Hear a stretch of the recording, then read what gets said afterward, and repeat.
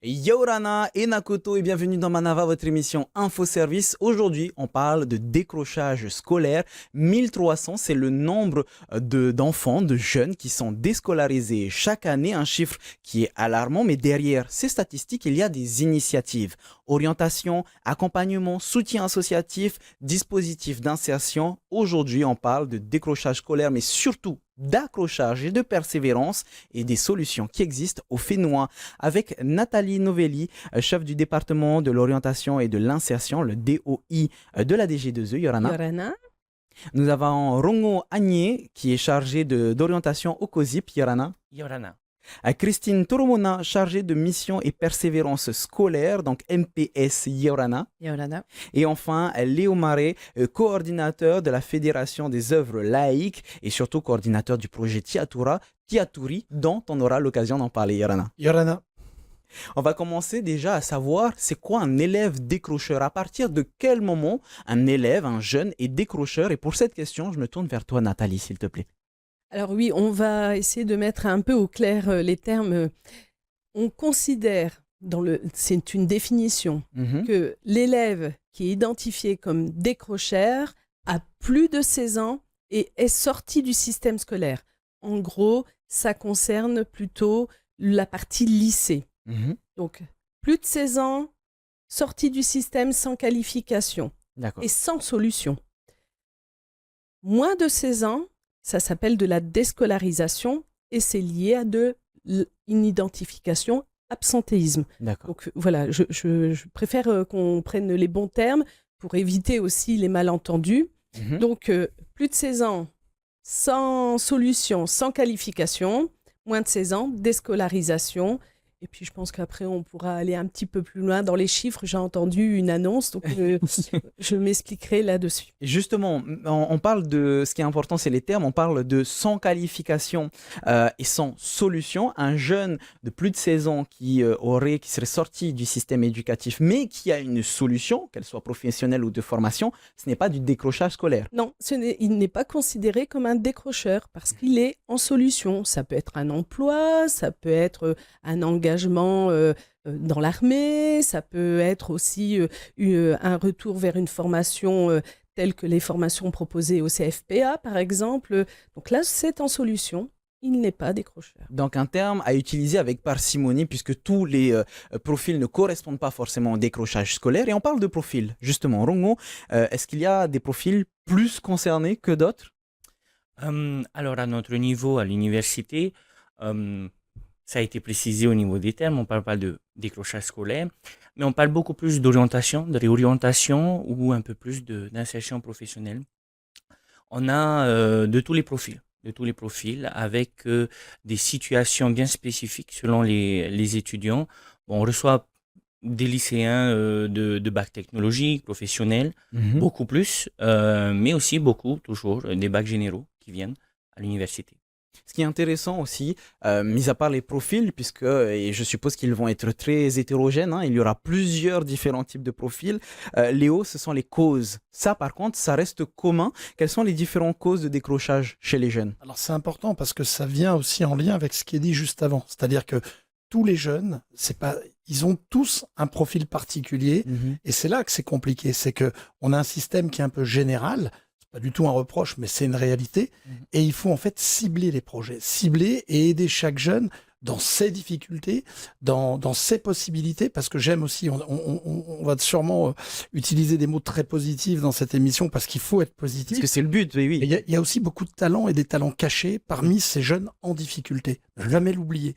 Et c'est peut-être là qu'il faut aller chercher les choses les plus importantes, c'est-à-dire à travers une personnalité, à travers voilà.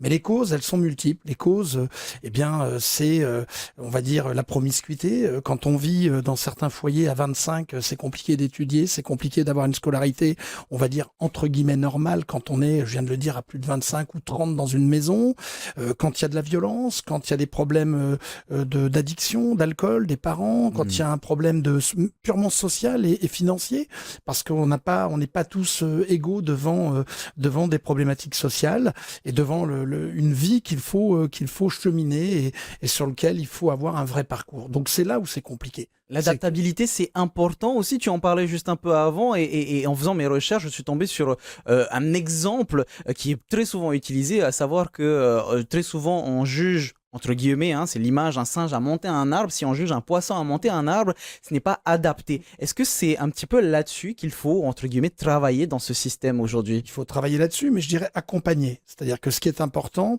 c'est qu'on a toujours un problème quand il y a du décrochage scolaire et quand on est au contact de ces jeunes avec un vrai problème de référent. C'est-à-dire que des fois, les parents, pour des raisons multiples, ont capitulé, ont abandonné. Certains n'ont pas les moyens, ou se donnent pas les moyens. Tous les cas sont, on vient de le dire, à chaque fois, c'est vraiment très, très spécifique et différent. Mais je pense que le rôle de tous les professionnels, de tous ceux qui, en tout cas, sont à côté de ces jeunes, c'est de les accompagner. Et justement, on va parler de ces rôles, hein. On a sur le plateau la DG2E, le COSIP, la Fédération des œuvres laïques, mais parlons de la MPS, donc des missions de persévérance scolaire. Ça consiste en quoi, Christine? Eh bien, il a utilisé le terme, hein, c'est-à-dire talent. Donc, notre première mission, justement, c'est d'arriver à faire émerger le talent de chaque jeune pour l'aider à reprendre confiance, à retrouver son estime de lui-même, parce que bien souvent, ces élèves, ils sont déconstruits. Ils ont eu des ruptures conséquentes et donc il faut changer leur regard et leur rapport à l'école aussi, à l'école en général. Donc ça, c'est un premier temps. Ensuite, on va travailler sur les contenus. On va dire consolider leurs connaissances, leurs compétences et travailler sur leur projet d'orientation qu'il faut étayer parce que le projet d'orientation est aussi, l'orientation est aussi une source de décrochage si ce n'est pas bien travaillé et que c'est pas bien choisi. Justement, est-ce qu'il y a des signaux qui peuvent alerter un décrochage scolaire? Peu importe l'âge, peu importe la situation, ça n'arrive pas du jour au lendemain, je suppose. Il y a des signes qui peuvent alarmer. Alors bien sûr, hein, on parle toujours de l'absentéisme en premier, mais il n'y a pas que l'absentéisme. Il y a l'élève qui habituellement participe activement, qui va être plus en retrait. Et il y a celui qui ne va plus oser communiquer avec ses camarades, celui qui va arriver en retard systématiquement. Celui qui va être fatigué peut-être. Oui, qui va se désintéresser des activités proposées. Voilà. Il faut vraiment, les facteurs de décrochage sont vraiment multiples et il faut être très attentif. La difficulté, elle est là. Et c'est pour ça qu'il est nécessaire de les identifier très tôt. On va surtout réagir à ce chiffre que j'ai donné en début d'émission. 1300 élèves sont décrocheurs chaque année. En tout cas, ce sont des chiffres sortis de différents articles de médias. Une réaction, Nathalie, à ce chiffre? Oui, alors comme je le précisais tout à l'heure, c'est un chiffre et les chiffres, on peut dire ce qu'on veut derrière, mais on va apporter un peu de réalité. La Polynésie française a fait les choix de parler de non-retrouvés. C'est-à-dire? Et pas de décrocheurs. Non retrouvés, c'est-à-dire qu'on compare nos bases d'une année sur l'autre. Bien sûr, on identifie ceux qui ont eu l'examen, etc., etc. Il y a toujours les moins de 16 ans. Et ce que je viens de dire, c'est que les moins de 16 ans, ce ne sont pas des élèves identifiés décrocheurs. Ils sont déscolarisés, ils ont déménagé peut-être. Il ne faut pas oublier que nous avons des enfants qui suivent leurs parents en métropole, aux États-Unis, etc. Donc parfois, ils nous apparaissent comme sortis du système, mais en réalité, ils continuent un système de formation. De la même manière pour les plus de 16 ans. Ce qui est important, c'est qu'à la base, la communauté éducative, c'est-à-dire l'établissement scolaire, les professeurs, les parents doivent être ensemble pour justement réfléchir au parcours de nos élèves. Il y a aussi d'autres questions techniques. Parfois, je vais dans un établissement, je dis que je n'ai pas d'identification, ce qu'on appelle dans notre jargon l'INE, et on recrée un INE, et en fin de compte, l'élève, on le retrouve, etc. Donc, juste rassurez-vous, on ne va pas se mentir, des élèves sortent du système scolaire sans qualification, sans solution, mais on n'est pas du tout à cette hauteur-là. Simplement, je pense qu'il faut qu'on travaille l'amont, ce que Léo disait, ce que Christine a expliqué, c'est repérons les signes, accompagnons tout le monde. Les parents, parfois, ils ne savent pas ce qu'il se passe. Pour eux, l'enfant va à l'école et tout se passe bien. Et ils ne voient pas de différence à la maison, alors que nous, on va voir des différences dans l'établissement. Et c'est tout ce plan d'accompagnement qui est mis en œuvre parce qu'avec Monsieur le ministre, on veut aller dans le bien-être à l'école. Je veux que nos élèves viennent à l'école avec le sourire. Et je vois que Léo veut réagir. Oui, c'est très intéressant parce qu'en fait, on parle souvent de partenariat, c'est un mot maintenant, alors c'est un partenariat institutionnel, mais le partenariat, là, il est avec les parents. C'est-à-dire que on peut pas aider un décrocheur ou un jeune en difficulté, plutôt que décrocheur, si on n'associe pas la famille, les parents, l'entourage, parce que des fois, si parents il n'y a pas, ça peut être un tonton ou un parrain, ou quelqu'un.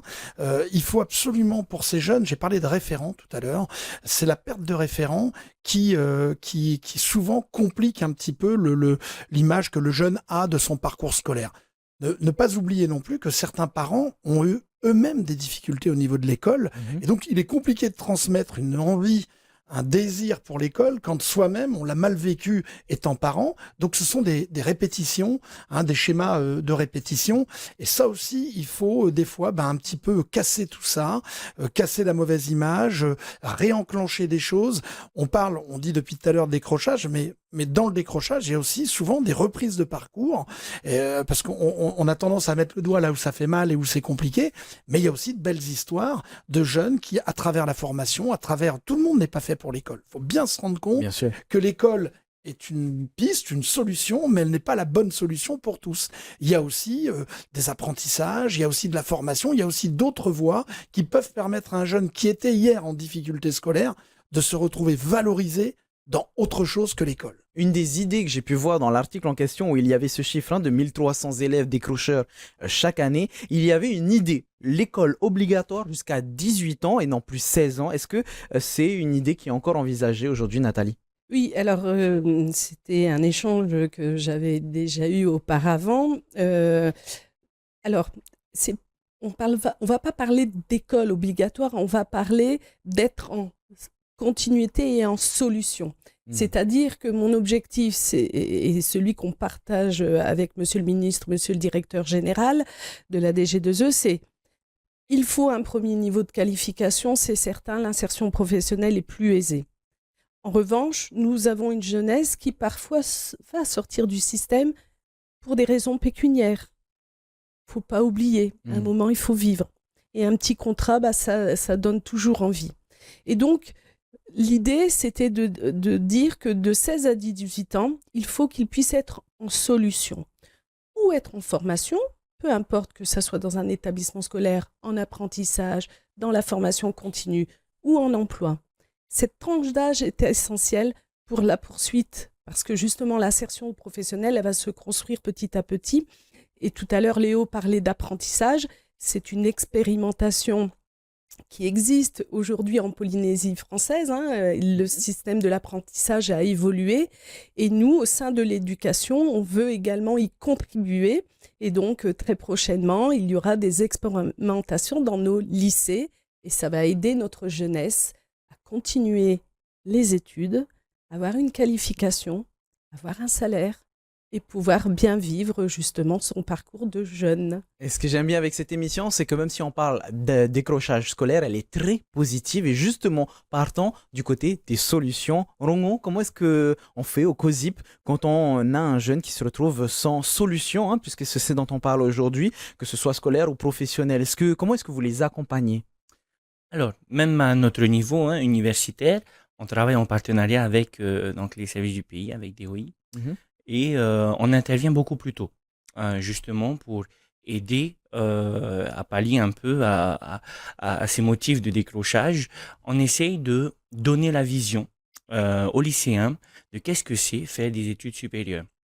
Parce que bien souvent, en tant que lycéen, on n'arrive pas à se projeter et on a bien l'impression en tout cas pour une bonne majorité, on se dit beaucoup qu'on n'en est pas capable. Je ne vais pas pouvoir, c'est que pour les intellos, c'est que pour les érudits, alors que non. On a des profils technologiques, par exemple, qui réussissent très bien. Moi, la preuve, je viens d'un bac technologie, mais ça ne m'a pas empêché de faire mes 5 années d'études sans interruption. Donc, bon, il y a des exceptions, bien sûr, mais nous intervenons dans les lycées. Par exemple, on valorise notre offre de formation, on présente nos formations, on présente nos services, mais à côté de cela, nous invitons aussi les lycées à venir en immersion chez nous. à venir vivre et se mettre dans la peau d'un étudiant, connaître également les services à disposition des étudiants, et ça concerne beaucoup plus le volet vie étudiante, qu'il est possible d'avoir une bourse, d'avoir un logement. On est en relation avec d'autres services du pays, notamment les transports, etc., etc. Donc des solutions pour permettre à tout étudiant, tout élève de tout type d'horizon de faire des études supérieures, de venir chercher des qualifications, bac plus 3, bac plus 5, etc. Christine, c'est un petit peu comme ça quand on fait reconstruire la confiance du jeune, que ce soit envers ce système ou envers soi-même, tout simplement. Oui, mais ce qu'il dit est très important parce que ça existe en fait à tous les niveaux. Premier degré, on a ce qu'on appelle le cycle 4 qui permet aux élèves de passer plus facilement au collège. Et à la fin du collège, on a aussi ce travail à faire au niveau de l'information, de la communication pour mieux préparer ces jeunes qui ne se sont essayés à aucun métier, à trouver leur voie et à choisir vraiment un parcours d'orientation qui va leur correspondre et qui va leur permettre de réussir. Donc cette communication, elle est essentielle à tous les niveaux et je pense qu'il faut vraiment qu'on mette l'accent là-dessus parce que ça évitera bon nombre de problèmes. Donc concrètement, quand on a un jeune, c'est quoi Bon, on en vient d'en parler, déjà la reconstruction personnelle, mais est-ce qu'il y a d'autres étapes clés? La réorientation, je suppose, trouver des solutions adaptées, on y revient. Oui, mais tout passe d'abord par le lien de confiance qu'on va réussir à rétablir avec le jeune. Parce que souvent, comme je l'ai dit tout à l'heure, ils ont un regard très négatif sur l'école, de par ce qu'ils ont vécu et de par ce que les familles elles-mêmes ont vécu. Donc le ressenti, il est important. Donc notre premier travail, c'est de les remettre en confiance. À partir de là, oui, on peut poser des bases plus solides pour avancer. Donc les choses seront facilitées de cette manière-là. Il n'y a pas de baguette magique. C'est vraiment dans la relation qu'on va entretenir avec eux pour les mettre en confiance, pour leur expliquer qu'on peut avoir des difficultés en mathématiques et avoir un vrai talent en art, en musique, en sport. Et à partir de là, le jeune va prendre confiance et ça ira mieux en mathématiques. C'est pas magique, mais presque. C'est important, cette reconstruction et ce regain de confiance. Tout à l'heure, Léo, tu nous parlais de l'importance de tous ces acteurs, que ce soit les institutions, que ce soit les différentes associations ou autres, mais surtout les parents. Comment faire, justement, si on reprend l'exemple que tu donnais tout à l'heure, si je suis parent, que j'ai mal vécu ma scolarité, comment est-ce que je peux faire pour encourager mon jeune? C'est compliqué parce que ça veut dire que le dispositif, tu vois, ou en tout cas l'accompagnement, il doit être global. C'est-à-dire, il faut autant accompagner. Si on n'accompagne que le jeune et qu'on n'accompagne pas la famille et on va dire le périmètre autour, eh bien, on a des difficultés. Donc en fait, il faut vraiment prendre les choses. C'est pour ça que les institutions, les organismes comme la FOL ou certaines communes travaillent en partenariat et mettent des projets qui vont aller un petit peu plus loin dans la démarche. Tout le monde ne peut pas être partout et on peut pas tout faire.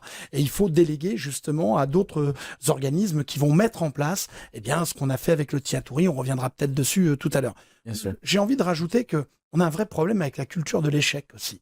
C'est-à-dire que tu travailles pas bien à l'école, tu seras coiffeur, tu seras tout de suite artisan, c'est-à-dire presque comme quelque chose de honteux, alors qu'en fait, dans d'autres pays, c'est pas le cas. L'artisanat est quelque chose de super. Mis en valeur, oui. Et j'entendais ma collègue dire sur le plateau que finalement, on pouvait être bon en culture, en sport et tout. Mais je vais même aller plus loin. Mettez des jeunes en formation ou en stage dans des entreprises, et vous avez le retour de chefs d'entreprise qui vous disent « Mais ce jeune, il est super, il est bien. » Alors on tresse un tableau sur lui à l'école qui n'est pas le même du tout. Donc ça veut dire qu'en fait, c'est vraiment l'immersion. Moi, je pense qu'on a souvent, parce que on est positif, mais il faut aussi se dire les choses, on a souvent construit des murs, alors qu'en fait, il faudrait qu'on commence à construire des ponts. Plutôt que de construire des murs avec les pierres que l'on a. Murs. Et du coup, j'ai envie de dire, ça c'est un combat qui est un peu le mien, parce qu'en plus, dans mes différentes casquettes, je fais le lien souvent entre ces deux mondes. Il faut que le monde de l'entreprise, le monde de demain, le monde des futurs citoyens que sont ces jeunes, il faut qu'ils soient en relation assez rapidement pour que ces deux mondes se croisent, se côtoient, se comprennent entre le monde scolaire et le monde de l'entreprise. C'est très intéressant ce que tu nous dis, puisque très récemment sur Manava, on a eu une émission sur le Heiva Taurea et on avait eu ce genre de retour de jeunes qui étaient un petit peu timides à l'école, et une fois qu'ils passaient dans le monde du orero, de la culture, ils étaient ouverts et ils s'exprimaient super bien. Je vois que Christine, tu avais justement une réaction. Oui, parce que quand j'entends Léo, je pense à un jeune qu'on avait accueilli qui avait 16 ans, qui nous venait des Marquises, qui avait de grosses difficultés en lecture, en mathématiques. En fait, il avait l'habitude, il était très isolé, il parlait essentiellement à ses chiens et à ses chèvres. Il est arrivé chez nous et il s'est découvert un vrai talent pour tout ce qui était Oreo. Et à partir de là, tout a été parfait. Aujourd'hui, je sais qu'il a un emploi, il a une famille et tout se passe très bien. Et le fait d'arriver à changer le regard du jeune sur lui-même va aider aussi la famille, parce que la famille va s'apercevoir que finalement, leur enfant, il est tout à fait capable de réussir au même titre que les autres. Et ça aussi, c'est un facteur important. Rongo, est-ce que du coup les jeunes sont réceptifs? Ce n'est pas un blocage total. S'il y a décrochage scolaire, ce n'est pas définitif. Exactement, parce qu'il est possible, même si il décroche du système scolaire, il est possible à l'université de venir passer un diplôme d'équivalent bac et s'insérer à nouveau dans les études supérieures. C'est tout à fait possible et on les accueille. On essaye au maximum de dédramatiser l'image que l'on pourrait avoir des études. Des études classiques où les élèves, les étudiants viennent dans une classe tout au long de la journée, ils vont écouter. Mais vraiment, à côté de ça, on essaie de faire un travail d'ensemble, de dire aux étudiants, on étudie, mais il faut avoir aussi un équilibre. Il y a une vie étudiante, il y a l'opportunité de s'engager dans l'entrepreneuriat. Par exemple, on a un nouveau pôle, un service qui s'occupe de ça. D'ailleurs, ça a été instauré au niveau national, le pôle Pépite, qui aide les étudiants qui souhaitent s'insérer dans le monde de l'entrepreneuriat et avoir l'identité d'étudiant entrepreneur. Alors, il y a beaucoup de choses à dire sur cette émission. Vous voyez que tout le monde veut réagir et ça reste très positif. Je ne suis plus à l'école, mais j'ai envie d'être réinséré, bizarrement. Mais du coup, il nous reste très peu de temps pour parler des solutions concrètes. Je me tourne vers toi, Léo, pour commencer avec le projet Tiaturi. Est-ce que tu peux nous le rappeler très rapidement? Alors, le projet Tiaturi, c'est surtout de rappeler qu'il n'y a pas une solution, il y a des solutions. Personne ne peut prétendre qu'il est la solution. C'est l'ensemble des solutions que l'on apporte qui amènent en tout cas des pistes et qui amènent de la réflexion. Et c'est toujours bien de réfléchir pour aller de l'avant. Donc, Tiaturi, c'est un projet qui permet à des jeunes en difficulté, pour pas dire décrocheurs, mais dans un établissement scolaire, vous avez toujours des leaders, mais des leaders pas dans le bon sens. Et justement, on demande, nous, on prend ces leaders, je vais utiliser un mot qui va peut-être paraître un peu bizarre, mais on les exfiltre du collège, on les prend et on en fait des leaders, mais des ambassadeurs. Dans le bon sens. Dans le bon sens, c'est-à-dire que ça aussi, c'est important. On parlait d'exemples. Christine disait tout à l'heure qu'elle prenait un bel exemple là chez un jeune. Combien de jeunes qui étaient finalement des leaders dans la bêtise, dans la connerie, pour parler simplement, franchement, et qui finalement, si on leur confie des choses, si on leur donne des responsabilités, vous vous rendez compte. Si on a confiance en eux. Ça commence par ça. Ça, c'est un mot qui est important, Tiaturi. Oui, c'est la confiance. C'est-à-dire que la confiance dans les institutions, la confiance familiale, la confiance dans le monde qui vous entoure. Si vous êtes en sécurité, si vous avez confiance, forcément, vous pouvez donner le meilleur de vous-même. Pour finir avec une des solutions que nous, on propose avec la ville de Pirée, que je salue au passage, puisque ça fait plusieurs années, 2 ans, et la FOL, c'est d'emmener ces jeunes, de les prendre en dehors du schéma scolaire, tout en gardant le lien avec l'école. Il ne s'agit pas de faire quelque chose d'autre. On garde le lien avec l'école, mais là, dans le sport, dans la culture, dans le coaching tous les jours, café-débat sur les problématiques de violence, de drogue, avec un rappel, savoir faire son lit, manger correctement. Ça paraît basique, mais c'est important. Vous savez, ce que fait le RSMA, souvent, on le cite comme un bel exemple, mais le RSMA civil peut se mettre en place aussi. C'est-à-dire, on n'est pas obligé d'être dans l'armée, même si j'ai beaucoup de respect pour ce que fait le RSMA. On a mis en place, nous, en tout cas un programme qui se base sur les règles, l'autorité, le cadre, la sécurité, et surtout, cibler chaque individu, c'est très important, cibler chaque individu dans ce qu'il a de meilleur. Et on revient sur ce mot-là, ils ont tous, vous pourrez regarder tous ces gamins, il y a du talent, un talent différent chez chacun de ces gosses. Finalement, il faut avoir confiance. Il nous reste à peine 2 minutes, mais est-ce que tu peux nous parler, Nathalie, du dispositif PAFI, s'il te plaît? Oui, alors le dispositif PAFI, c'est donc un parcours aménagé de la formation initiale. Très souvent, ce sont plutôt des élèves de lycée. En quelque sorte, c'est de l'éducation à l'orientation. J'ai fait un choix parfois parce que je voulais suivre les copains, copines, et parfois les parents aussi ont choisi. Donc, écouter les aspirations de notre jeunesse, c'est essentiel. Et donc, avec les services d'orientation, le CIO, on travaille justement sur des immersions dans différentes formations. On travaille sur la connaissance de soi, l'estime de soi. C'est quoi mes points forts, c'est quoi mes leviers. Et puis, oui, j'ai des points de faiblesse comme tout le monde, mais je vais travailler, je vais faire autrement. Et au niveau du collège, on a aussi les parcours personnalisés, un peu dans la même dynamique. Donc, vous avez bien retenu, j'espère, tous ces mots qui ont fait notre émission. 26 minutes d'émission, c'est largement pas assez pour parler de ce décrochage scolaire ou pour être persévérant, pour être positif, la persévérance scolaire, donc l'adaptabilité et surtout la confiance et le talent. Si vous êtes dans une situation un petit peu complexe, ne perdez pas confiance, surtout en vous. Vous avez différents sites pour vous orienter. Vous avez déjà éducation.pf avec les missions de persévérance scolaire, les MPS. Allez vous renseigner sur ce site si vous voulez bien, et surtout upf.pf avec le COSIP représenté aujourd'hui par Rongo.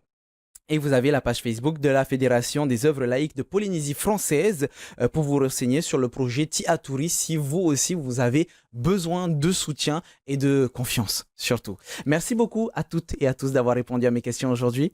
Merci. Et on va garder en tête ce mot, la persévérance, à l'école ou dans nos formations. Merci beaucoup à tous de nous rester fidèles. On se retrouve très bientôt. En attendant, bonne soirée sur TNTV. Maururu itotato faririra, trahoma parhena.